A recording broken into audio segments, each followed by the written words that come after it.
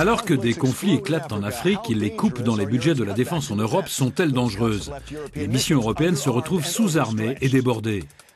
Les gouvernements nationaux contrôlent jalousement leurs propres armées et protègent les emplois générés par la fabrication de matériel militaire.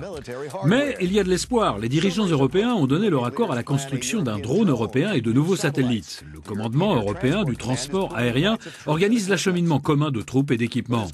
Mais dans un contexte de violence persistante en Afrique et ailleurs, combien faudra-t-il d'États à la dérive et de réfugiés affluant sur les côtes européennes avant que l'Union n'agisse de manière plus décisive? Bonjour et bienvenue dans The Network, un débat intense en réseau avec ceux qui font l'actualité, connectés dans cette édition.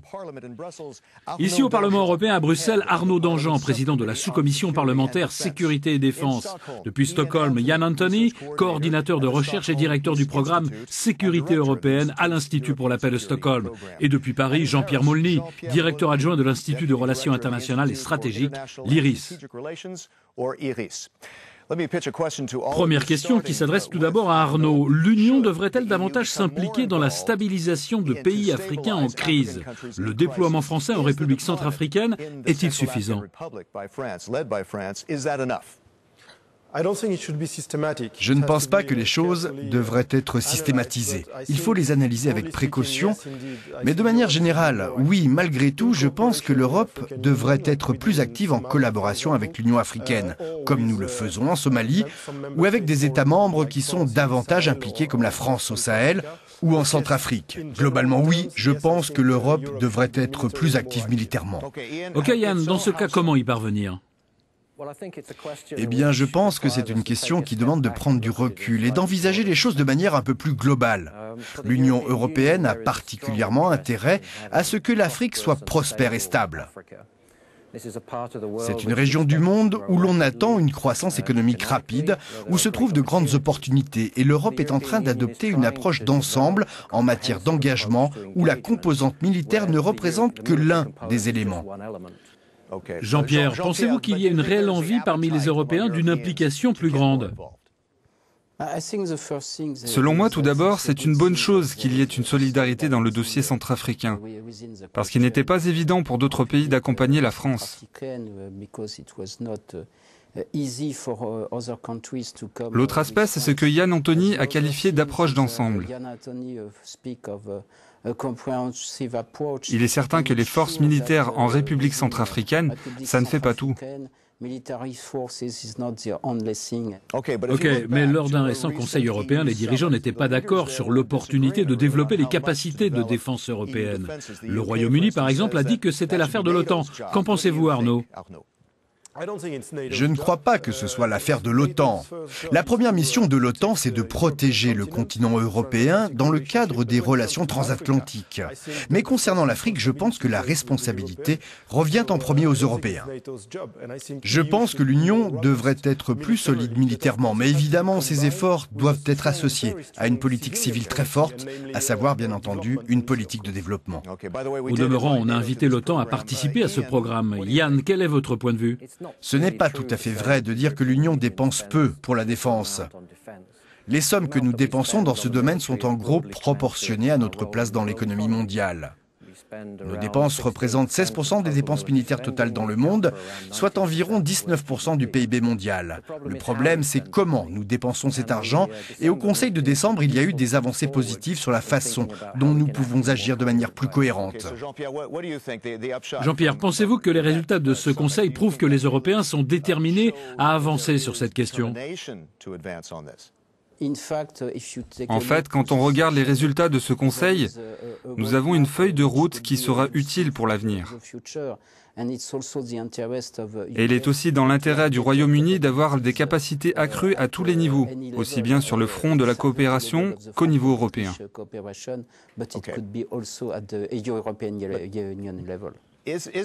Pour autant, l'Union n'est-elle pas freinée dans son élan en vue de créer une Europe guerrière en raison des différents systèmes politiques en Europe? La France et la Grande-Bretagne sont en mesure d'agir plus vite, tandis que l'Allemagne est peut-être contrainte par son système politique. Arnaud? Oui, effectivement, l'hétérogénéité est une notion clé quand on regarde le système européen, pourrait-on dire. Les capacités militaires et de défense, mais aussi le processus de prise de décision.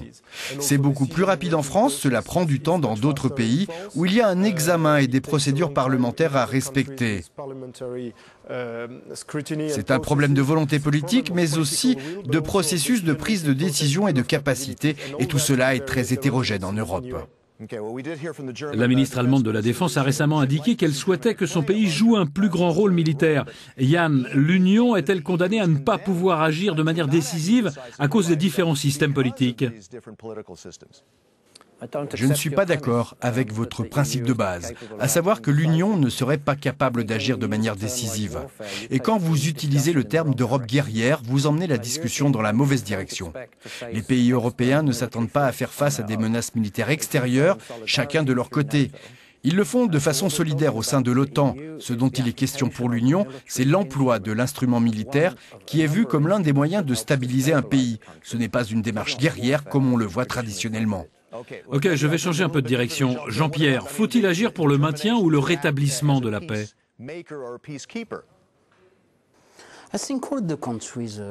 Je pense que tous les pays veulent agir pour le maintien et pour le rétablissement de la paix. Il y a des différences de culture entre les États membres au sujet du déploiement des forces armées. Le processus de prise de décision est bien sûr plus long en Allemagne. Mais au final, la question c'est, voulons-nous intervenir ou non ? Qu'en est-il de cette force rapide d'intervention ? Il y a eu cette discussion sur les groupements tactiques de l'Union européenne. Arnaud, il semble qu'elle n'aille nulle part. Quel est votre avis ?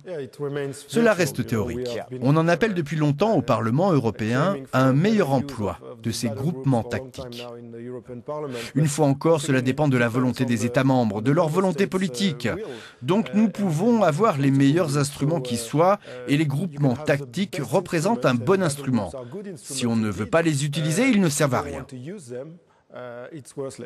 Ok, eh bien Yann, pour revenir à votre précédent argument, peut-être n'est-ce pas une question de groupement tactique, mais plutôt de puissance douce ?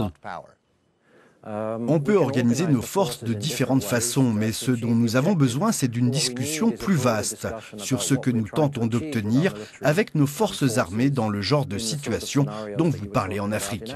Quand nous aurons un accord sur ce point, les spécificités de notre mode d'action pourront être établies. Les groupements tactiques sont une option, ce n'est certainement pas la seule. Jean-Pierre, qu'en dites-vous ? Groupement tactique ou puissance douce ? La question n'est pas groupement tactique ou puissance douce. Vous pouvez agir comme une puissance douce et avoir besoin d'une force d'intervention rapide. La difficulté, probablement, c'est d'aboutir à un emploi plus modulable de ces groupements tactiques auxquels participeraient les pays qui peuvent réagir rapidement en cas de crise. Ok, dernière question. Arnaud, avez-vous l'espoir que les gouvernements européens mettent en commun leurs ressources et fassent des économies d'échelle avec toutes les dépenses qu'ils font dans le domaine de la défense ? Eh bien, je ne suis pas si optimiste. Je pense que dans la période actuelle, mais aussi pour les 2 ans à venir, le fait de dire « mettons en commun et partageons », ce ne sont que des mots. Il y a très peu d'initiatives en ce sens de la part des États membres. Donc c'est une vision que tout le monde approuve, mais quand il s'agit de la mettre en pratique, on a très peu de résultats. Et je ne suis pas si optimiste. Je ne pense pas que nous pouvons aller vite sur cette question. Yann, vous vouliez dire quelque chose ? Je pense qu'en décembre, les dirigeants européens ont franchi une étape très positive en créant un mécanisme de contrôle de la mise en œuvre. Pour la première fois, ils ont créé un mécanisme sur lequel ils se pencheront tous les 18 mois en se disant « nous nous sommes fixés des objectifs, dans quelle mesure sont-ils atteints ?» Et au plus haut niveau politique, on adoptera aussi cette démarche. C'est une grande avancée. Ok Yann, merci beaucoup. C'est tout pour aujourd'hui. Je voudrais remercier nos invités, Arnaud Danjean, Yann Anthony et Jean-Pierre Maulny. À la prochaine fois et merci de vous être connectés à The Network.